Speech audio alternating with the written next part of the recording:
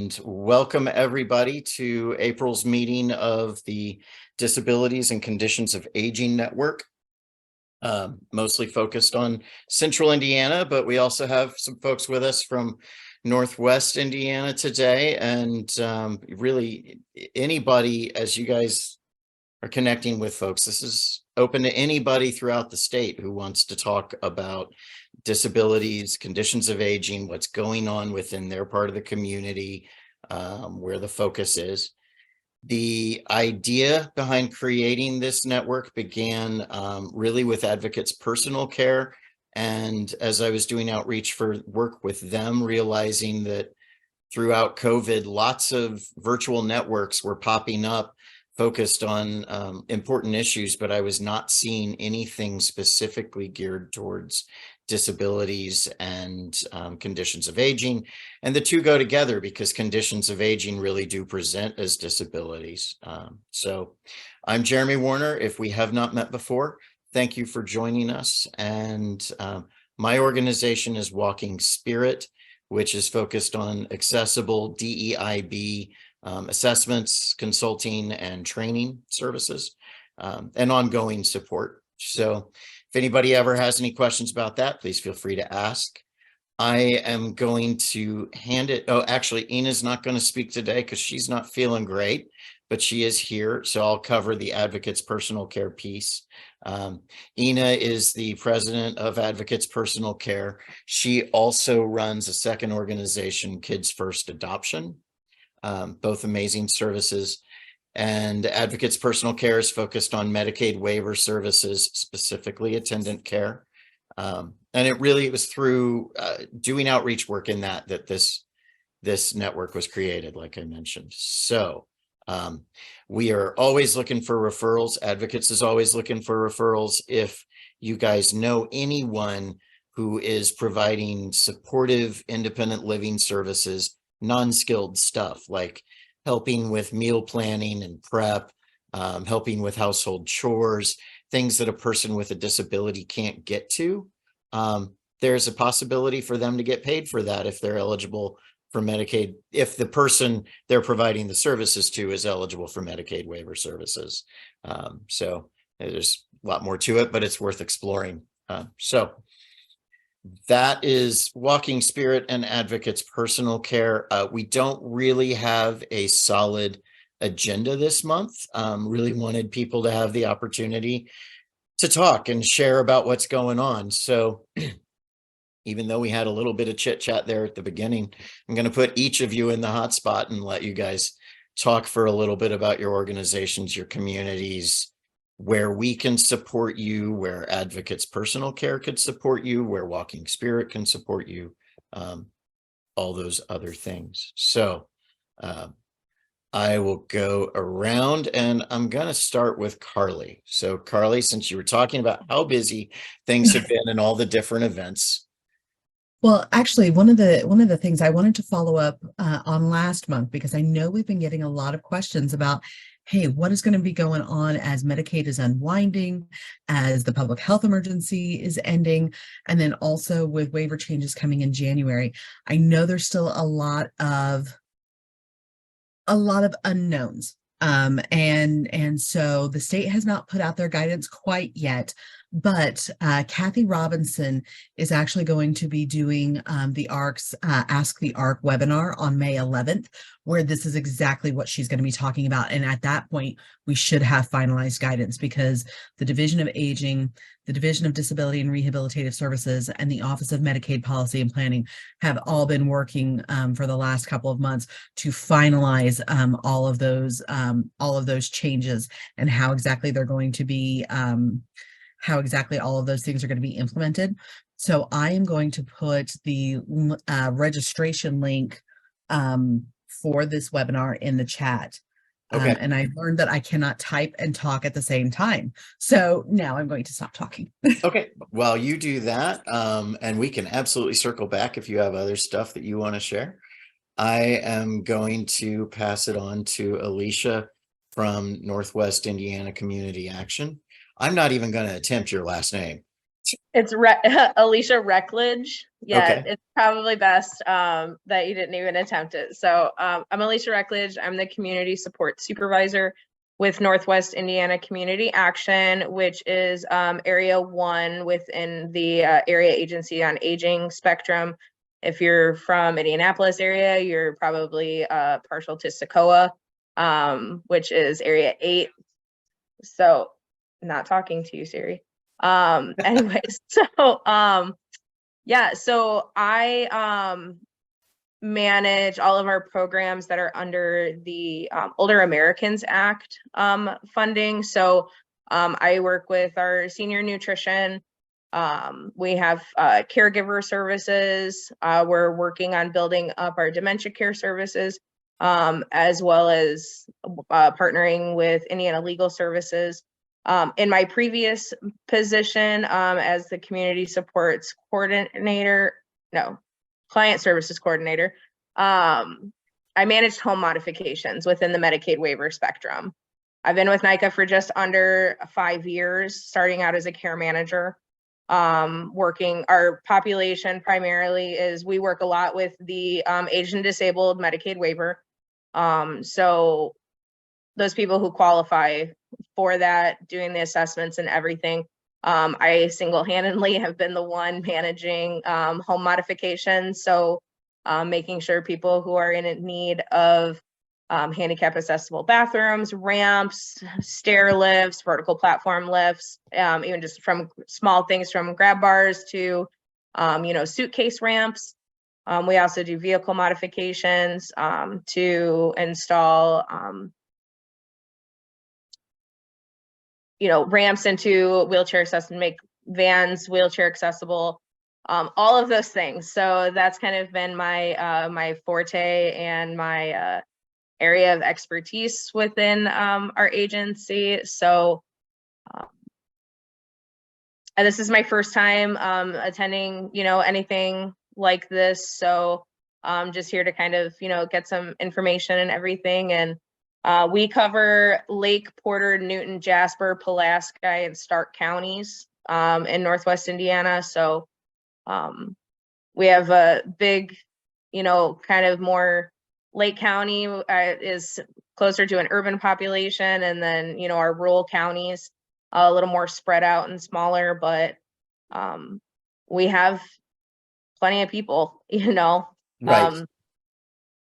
Plenty of people who need help. Right. So, and to that end, so, advocates did add all of those counties to its service area.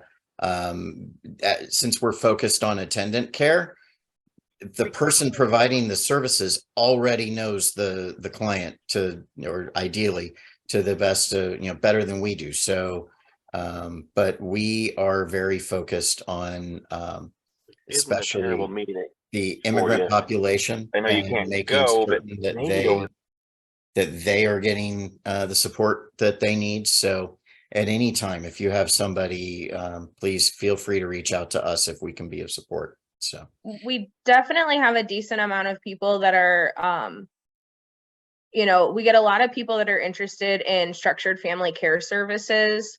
And part of that, is not just being a paid caregiver, but part of the requirements for that program is you have to live within the home right of the person that you're caring for. So we have started where agencies will hire on, a chosen family, friend, whatever, to do attendant care services. And then it's, you kind of get that family care, that structured family care feel without having to live with the person that is being cared for. right and that I believe is why advocates chose to go that direction. So I'm not going to speak for Ina. And is she still on? Looks like she might have logged off. Okay. Yeah, I know she's not feeling well. So let's see. Do you have anything else that you want to share right now, Alicia? I do not. I was just going to throw my contact information in the chat in case there's anybody on here who can utilize it, may need it, or anything like that. Thank you. And I'm going to ask that everybody does that. Sometimes I forget to throw that in. So yeah, please, everybody throw your contact info in. As you know, I'll email out the chat info along with an invitation. So let's see, we'll move on to Julie Barnes from Prime Life, who I believe I have missed the last few times. So what, did I catch you when you can't unmute? I'm sorry, due to our new hours at work, I'm having a bit of difficulty making the meetings because I get in at 10. So I'm like flying under the radar. Thank you so much, Jeremy. And hello to everybody. I work with Prime Life Enrichment. We are an adult center in Hamilton County. We have transportation throughout Hamilton County that we bring people to Prime Life. The majority of our individuals are seniors. They are active and vibrant. We're not an adult daycare per se, but I feel that it's super important to mention that if someone has an attendant that is caring for them, and you feel that they would benefit from coming out, that they can come to Prime Life and their attendant can attend activities with them at no cost. We are a membership based service, but we do have scholarships for people that are fully on Medicaid, and we are serving some adults that are on Medicaid or living in nursing facilities so that they can get out and have socialization. We have meal programs 5 days a week, so they do get lunches. And you don't have to be a member to do lunches, and you don't have to be a member to use transportation, but you do need to be 50 and over or 60 and over for our transportation. 50 and over, it is an $8 one-way flat fee. 60 and over, it is $5 suggested donation. And this is throughout Hamilton County solely. We don't have any big events going on right now, but I would welcome any of you that feel that people would like to come where they can exercise at their own pace, utilize an indoor track. We do have a warm water therapeutic pool. Any of those things, come by and check it out and see if it would be something that would be beneficial for your families. Hey, Julie. Hi. I'm seeing an event on Saturday for a fundraiser and membership drive. Shameless plug, but is that happening in Carmel? That is happening. Now, I will say thank you for mentioning that, because Chuck Ford, whose wife is a longtime volunteer and helper, is running for an office in Carmel, and he is doing this solely on his behalf and helping us too, because he's seeing the value of the seniors in Hamilton County as a wonderful population that has so much to offer. So yes, if you are in Hamilton County, come to the VFW, and there will be music, there will be food. There's an opportunity to sign up for membership, and it should be a good time. But thanks for mentioning. One other follow-up question is, do you guys provide employment services for the seniors that are participating? Do they work out in the community or? No, we don't. We do not provide employment services. However, we do, when we have individuals that would like to work with us and maybe need some skills, we use National Able. Okay. We do have employees through them. NAN? Pardon? NAN, National Able Network? Yes.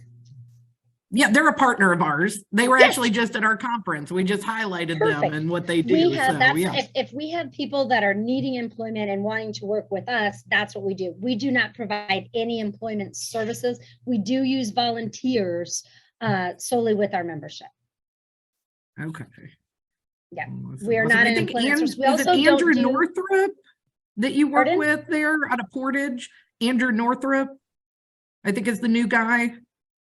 I do not know, because again, I know that we have individuals that work here at Prime Life through National Able, but Awesome. I've not had anybody come to me asking for any type of employment or employment Okay, services. awesome. Yeah, I was just curious. But that's what I would recommend. And my cohort, Cindy Scambry, would be able to give you more information if you are looking for a contact to make or to have here to help people.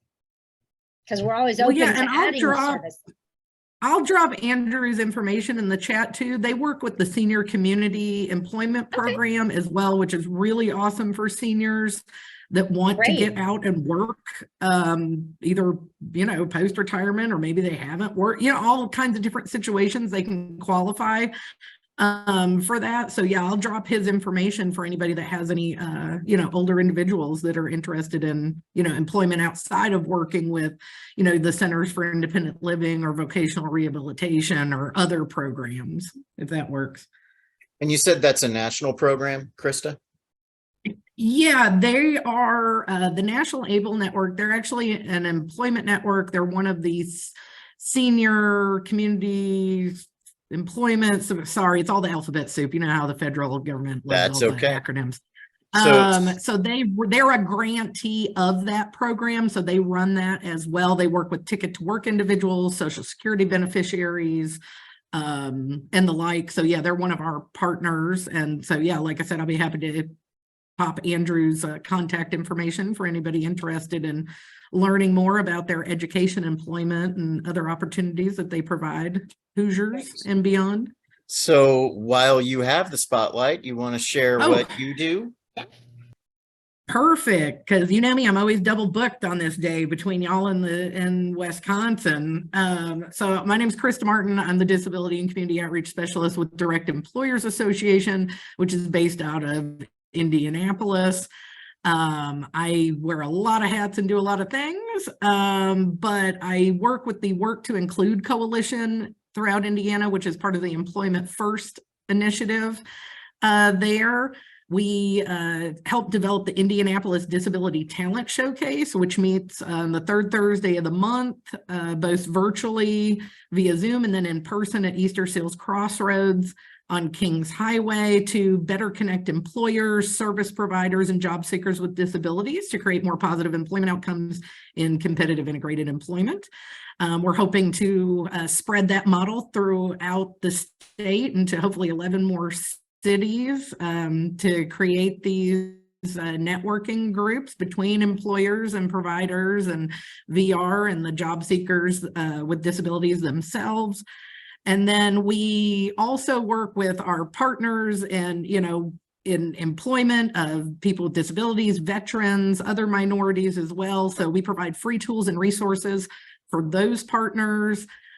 We co-host the National Labor Exchange with the National Association of State Workforce Agencies. So I'll put that in the chat as well. So you can search jobs, internships, apprenticeships, employers, etc. throughout the state. And then also we are hiring as well. So I'll put that in there. We're looking for a software developer as well as a sales support representative with our Recruit Rooster team.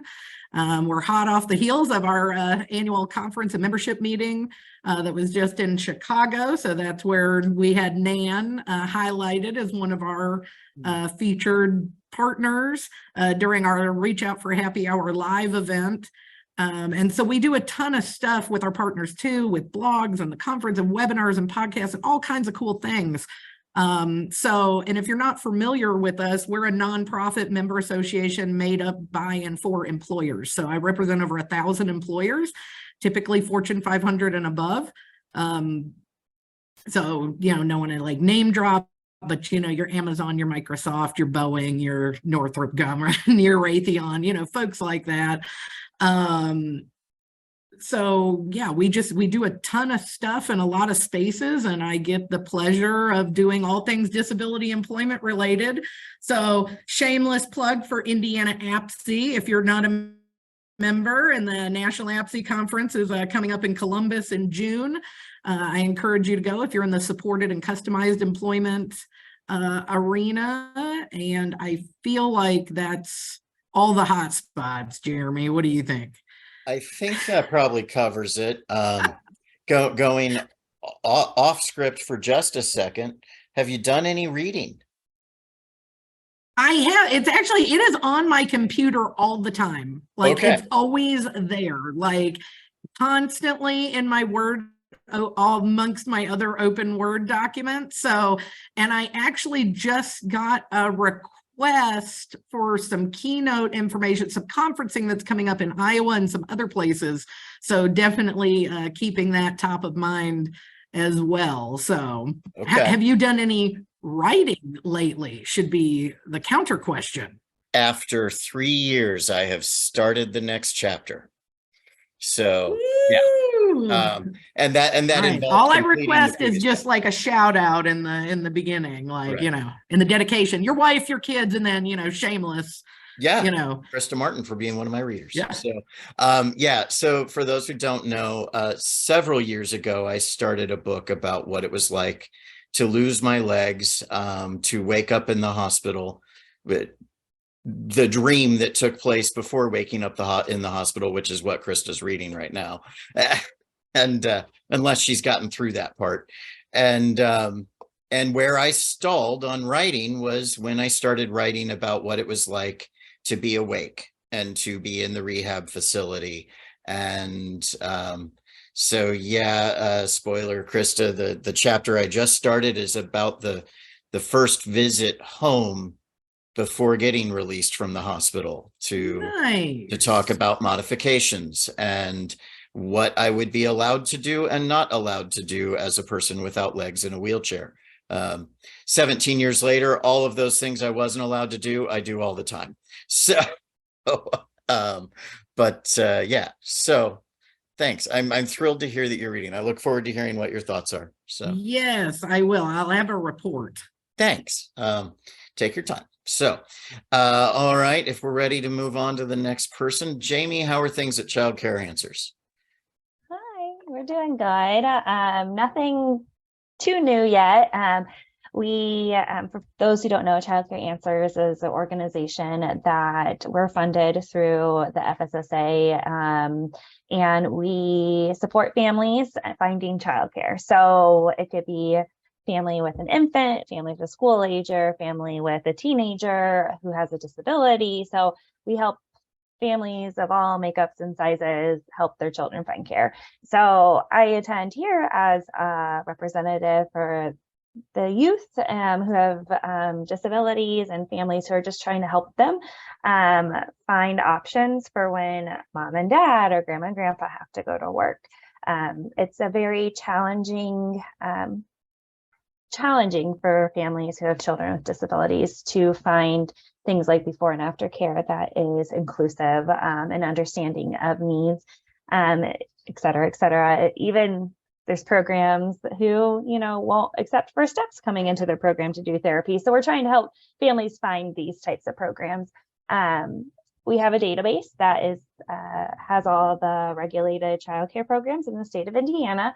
So we can look through that. We try our best to find the most inclusive program, but unfortunately, you just don't know until you step foot inside a childcare program. So what we do is we typically give families a list of questions to ask the childcare program that will kind of give them a clue into if they are inclusive and what they are willing to do, and to help them advocate starting at infancy and moving forward. So I can put some of that information in the chat if you haven't seen it yet. We have great information. Jeremy has been a part of creating some of it for us. And then we also have like a referral form. So if you are working with families with young children needing to find care, we can definitely try our best to support them. Thank you. I'm curious, is that list of questions, is that something that somebody can find on your website? I think so. I'll send, sometimes we make it very specific to the family. So some of them aren't going to be because if a family comes to me and is like, my child has autism, they're really struggling with like a sensory input, then I'm going to give the family specific questions about like class size, how they manage behaviors, how they support emotions as opposed to, I don't know, condemn them, if you will. That's a negative word, but just trying to help families understand that they should be supporting these things in the classroom. And so I do have a list of some questions and I'll put that in the chat. It's our inclusive childcare page. And we have a guide too that might lend some, but that's a good point. We might have to add some of those to our website if we don't have it. Wonderful. Thank you. Yeah. I was just curious how accessible that info is because it Yeah. sounds valuable. So, Yeah, of course. Thanks. yeah. So staying in that vein, Alexa, how are things at Firefly? Hey everyone, my name's Alexa. I am one of 2 outreach coordinators for the program here at Firefly called Community Partners for Child Safety. Our program works with families that has children under their care under the age of 17. And we are now also able to work with pregnant women, which that's sort of a fun update that we're excited about. But what our program does, we connect social workers or case managers with families that have a need in the home. So the case managers meet with families and they assess the need and they develop an individualized plan in order to meet those needs. And then they are connected with community resources out in the community. So a lot of our case managers have found or are working with families where the parent may have a disability or the child may have a disability and they are not aware of the resources that are available for them out there. So they work in connecting them and getting them started with those resources. And a lot of our case managers also have families that are undocumented. And that just sort of adds an additional barrier to some of the resources and getting them connected to resources. So I'm here to just learn a little bit more about what you all do and hopefully be able to pass on those resources out to our team. Great, thank you. Allison Weimer, would you like to talk about the Governor's Council for People with Disabilities? And I got to say, every single time I see GCPD, and this says a lot about me, all I immediately think of is Gotham City Police Department from Batman. No, not quite. But Right. yes, I understand Same. that. Yes, I would love to. First, I just want to say I have a traumatic brain injury, and so I have aphasia. So you're going to hear me pause a lot and say a lot, and that's why. So Jeremy, I totally get somebody telling you what you can and cannot do when you first come out of like an injury or the hospital. When I was first coming out of my injury, I had all of these therapists and service providers telling me that I was never going to be able to blah, blah, blah again. And that just, you know, made me want to beat the odds. So including not being able to have certain jobs and, you know, that I should just stop working and blah, blah, blah. So that just made me want to work harder. So I totally get that. But in terms of my job, so I am, hi, I'm Allison Weimer. I am the systems change manager, or I'm one of the systems change managers at the Governor's Council for People with Disabilities. And my job is specifically, I'm assigned to working with aging populations. That's kind of my group of people, I guess, that I'm supposed to be assigned to. But more importantly, I am a former teacher. And so I worked for 20 years teaching kids. I was a special educator and a general educator. So a big part of my job is working on curriculum and training at the Governor's Council. So that's basically what I've been doing there. And that's why I am a part of this here, is to kind of learn from you guys what you are doing and how to incorporate that into our trainings. One of the most important things that we've been doing is we've been trying to come up with certain trainings for certain age groups. Right now, we're kind of in a phase where we're rebuilding our agency. But in the future, we're going to be looking at learning management systems. And some of the ideas I have, and actually I met with Carly a couple weeks ago to kind of talk about this. I know she's not there right now, but we would like to, the Governor's Council would like to work on some trainings where we are focusing on some huge needs in our community for people with IDD, because that's mainly our focus is people with IDD. And that is end of life care, retirement, aging out of the workforce, and what to do, like kind of bereavement and those kinds of things. There's really not a whole lot of resources out there for people with IDD, and so that's kind of our focus right now, is what we're looking for.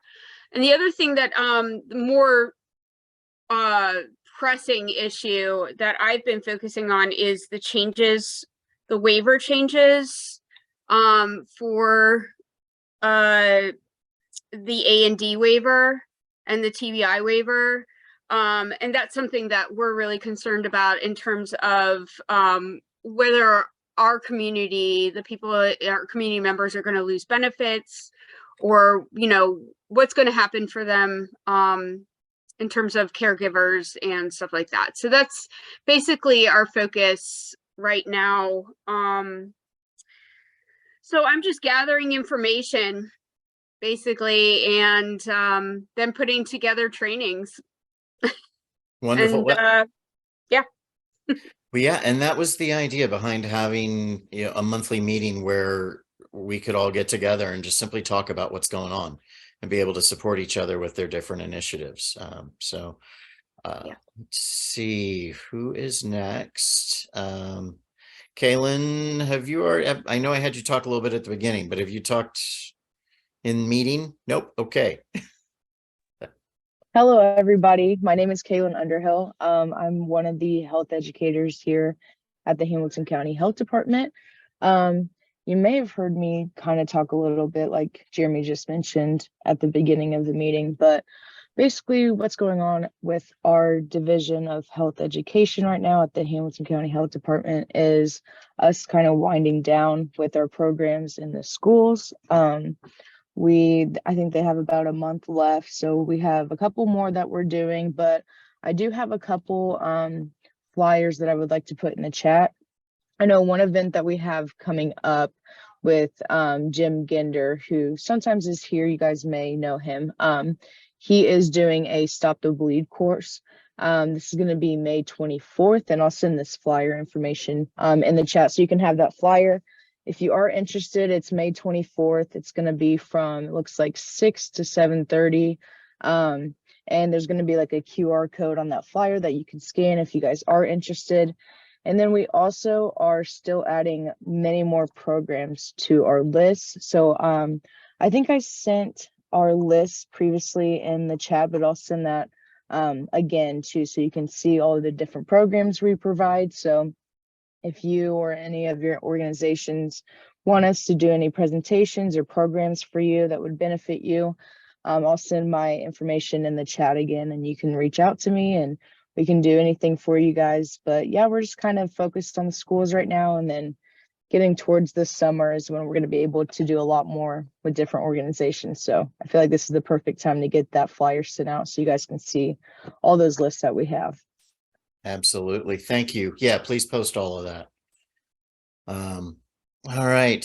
So let's see. Jay Raul Reyes, are you am I correct? It's the Edna Martin Community Center? Correct. All right. Tell us about what's going on there and in your world, and if there's any way that we can be of support. Well, thank you. Yes, I'm right now the Latinx community manager along with the workforce development. And what we do is try to help people to go to the next level, trying to find the best version of themselves, you know, through programs, through certifications, through employment, and through other services.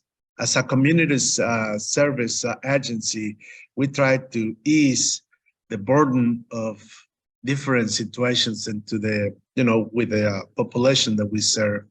We have food pantry, you know, Monday through Friday from 1 p.m. to 3 p.m. And we have a list of other partners where they can people get other staff with the food pantries around. Also, we provide assistance. This week is gonna kick off the in the rent. There are so many people that they are in need for assistance with the rent. Although the catch at this moment is that we're gonna be able to take applications for those who already have like a eviction letter or something. So there's gonna be the priority at this point. But if somebody wants to receive assistance with the in the rent, I'm gonna put my information and the number that they can call and start the process, because the community of people with disabilities is one of the most vulnerable, and we want to do the best we can to assist them. I want to say this respectfully, but sometimes having a record in your life, like a legal record or something, it holds you back for plenty development. So June 8th, we're gonna have a hard event. It's gonna be for a second chances. If somebody is interested, or somebody, that somebody is in the search for employment that needs a second opportunity to get back on track in their lives, or in the workforce, here at Edna Martin, we're gonna have a hard event for specifically for second chances. So that's going to be something important, and also we can help other community members with any kind of disability to help them with financial literacy classes. With if somebody wants to skill up and get their GED or something, so we have the resources to help them. If they want to get a new certification in CNA or Microsoft or something like that, we can assist. So we are open to help everybody. So I'm gonna put my information in the chat, and if somebody wants to reach out, I'm gonna be more than glad to partner up with anybody. And also I'm gonna be more than glad to help to any organization that might have any need with the Spanish language. I speak Spanish, so I can be more than glad to assist.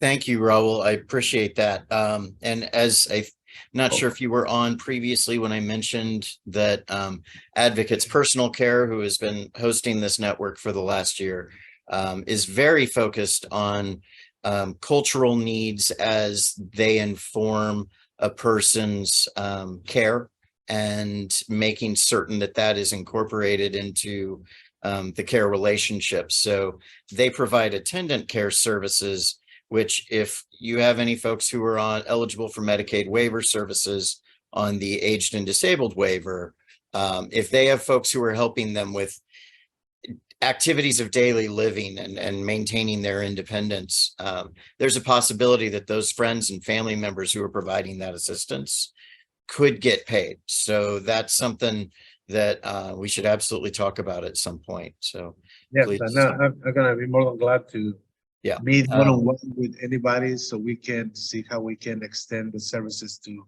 more members in the community. I will be more than glad to talk to anybody. Great. So I'm gonna pass it off to Kendall Tilton from Noble. And Kendall, while you're speaking, if you don't mind, I'm gonna hop up for a minute and let a dog outside who is begging to go out. So I'll be right back. Assuming Kendall, are you able to come off mute? I may have gotten him at the wrong time, or he says no. I don't think it's letting him. It's letting him unmute, maybe. I'm not sure. Or maybe he's not available right now. We have somebody, let's see. Tim, do you want to pop in for a minute? Just for a minute. Okay. I'm here on behalf of the United Methodist Committee on Disabilities and also the Committee on Deaf and Hard of Hearing. They're separate operations in the church. In the state of Indiana, they're together. So I work with them But what I threw into the notes earlier is the United Spinal Association is convening what they call working groups to get together people with disabilities to talk about some of the needs they have and try and bring these to attention at various places. The two I'm involved with are parking, which is always an interesting and sometimes contentious meeting, and emergency preparedness, which is focusing on things like what to do to be ready for a hurricane, a power outage. There's a couple others, but I've forgotten what they are right now. I did put that link in the chat. All right, thank you. Kendall is saying that he cannot unmute today. I've tried from my end as well. I'm going to ask him if there's anything that he wants to share over the chat regarding events over at Noble or any activities that they want to be certain we're aware of. And I will report that out if he's able to put anything in here.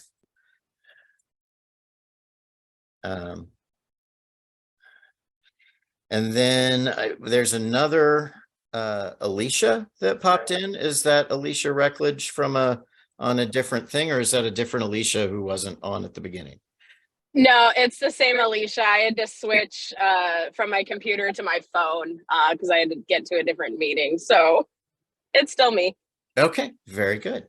Let's see. So nothing back from Kendall yet that I see.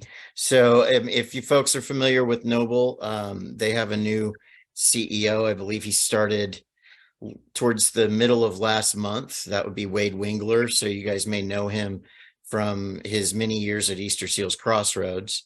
Not sure what else Noble would have going on that they would want to update us on. So we have about 12 minutes left. Want to be sure you guys know in regards to Walking Spirit, and as you all are aware, that I've done outreach work with Advocates Personal Care for the last year. That contract is going to come into a close. So Ina and I need to talk offline about whether or not we're going to have the network meeting next month. So I will be in touch with a new date for that. If we are going to schedule, it would probably still be the fourth Thursday at 10 a.m. But I need to confirm that Ina is going to want to continue to host the network in May. If not, I may reach out to some of you to see if anybody's interested in picking up the hosting of that. Since we've talked about a few of these things, other services that Walking Spirit provides aside from outreach, my real focus, as I mentioned, is really on accessible diversity, equity, inclusion, and belonging. And if you're not sure what that means, it's really about embracing the concept that people with disabilities represent both the most diverse culture in the world and the largest minority in the world. And yet when we talk about concepts of diversity, equity, inclusion, all of which are vital to a person's sense of belonging, we don't talk about disabilities. Kind of the way that they were left out of the Civil Rights Act in the 60s. There kind of is this concept that if we're talking about diversity, that automatically includes people with disabilities.